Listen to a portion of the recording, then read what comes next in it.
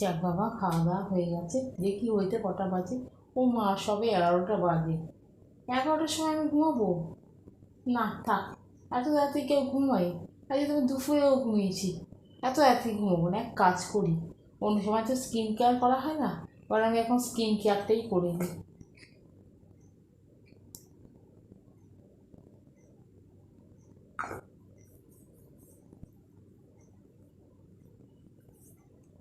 Care তো হয়ে গেছে, ঘড়িতে সবে এখন 11:30। আর দুপুরেও তো বেশ কিছুক্ষণ ঘুমিয়ে নিয়েছি। না না, এখন আমি ঘুমোবো না। এত তাড়াতাড়ি কেউ ঘুমাই? আমি এখন ঘুমোবো না, এক কাজ করি। অনেকদিন তো ফোনে সিনেমা দেখা হয় না, আমি বরং ফোনে একটু সিনেমাই দেখি। ঠিক তো হলো, সিনেমা দেখছি। ধুৎ, আর ভালো লাগে না সিনেমা দেখতে। কেমন খিদে খিদে পাচ্ছে। এখন কী খাই কী খাই কী খাই, বড় একটা বিস্কুটই খাই।